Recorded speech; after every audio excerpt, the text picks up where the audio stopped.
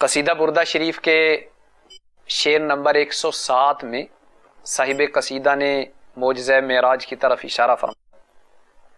چنانچہ آپ فرماتے ہیں وَبِتَّ تَرْقَى إِلَىٰ أَن نِلْتَ مَنزِلًا وَبِتَّ تَرْقَى إِلَىٰ أَن نِلْتَ مَنزِلًا مِنْ قَابَ قَوْسَيْنِ لَمْ تُدْرَكْ وَلَمْ تُرَمِ.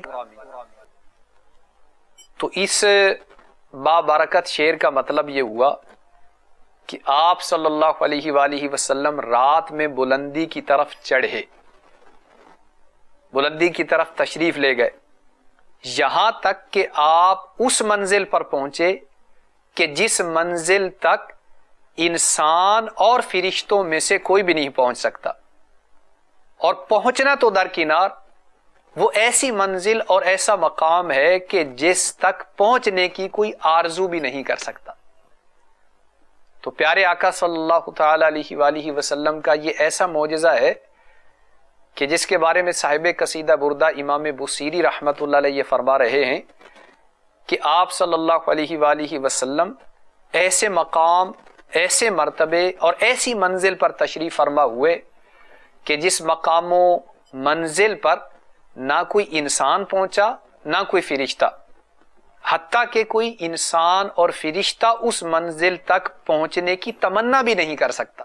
پیارے آقا صلی اللہ تعالی علیہ وسلم معراج کے دولہ ہیں. پیارے آقا صلی اللہ علیہ وسلم نے ارشاد فرمایا مجھے سدرۃ المنتہا کی طرف بلند کیا گیا. سدرہ کہتے ہیں بیری کے درخت کو، اور منتہا کا مطلب انتہائی مقام، اختتام کی جگہ.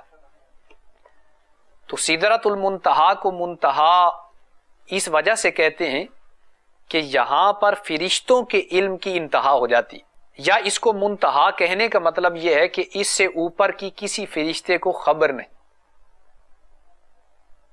یا اس کو منتہا کہنے کی وجہ یہ ہے کہ حضور انور صلی اللہ علیہ وسلم کے سوا کوئی بھی نبی یہاں سے آگے تشریف نہیں لے جا سکے، یا پھر اس کی وجہ یہ کہ سید الملائکہ جبرائیل امین علیہ الصلاۃ والسلام کی بھی یہاں پر انتہا ہے کہ اس سے آگے آپ بھی نہیں بڑھتے.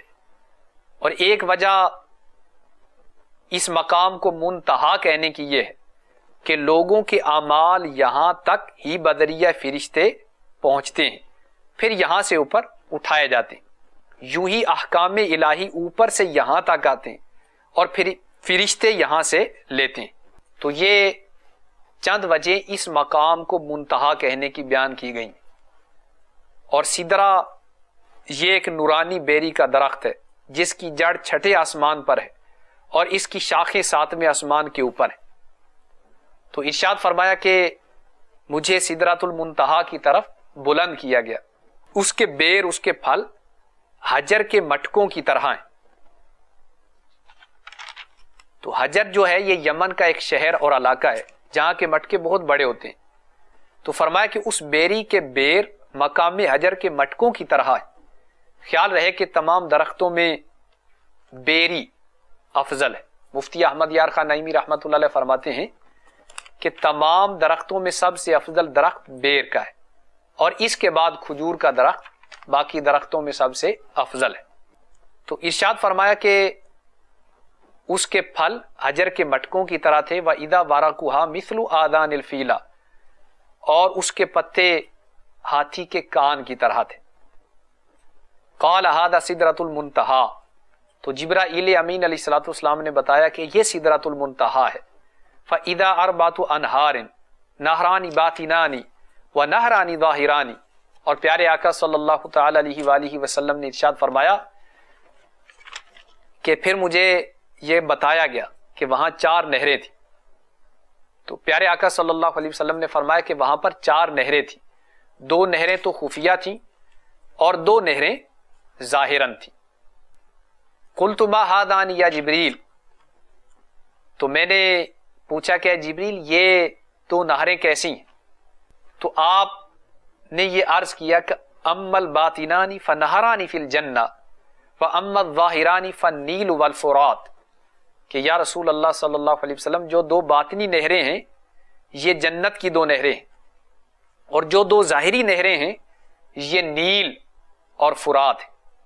تو اس سے معلوم ہوا کہ نیل اور فرات بڑی اشرف اور اعلیٰ نہریں ہیں کہ ان کی اصل جنت سے ہے، اور جو جنتی نہریں ہیں ان کے بارے میں کہا گیا کہ وہ کوثر اور سلسبیل ہیں، یا کوثر اور نہر رحمت ہے۔ صلو علی الحبیب صلی اللہ تعالی علی محمد۔ مجھے اپنی اور ساری دنیا کے لوگوں کی اصلاح کی کوشش کرنی ہے انشاءاللہ۔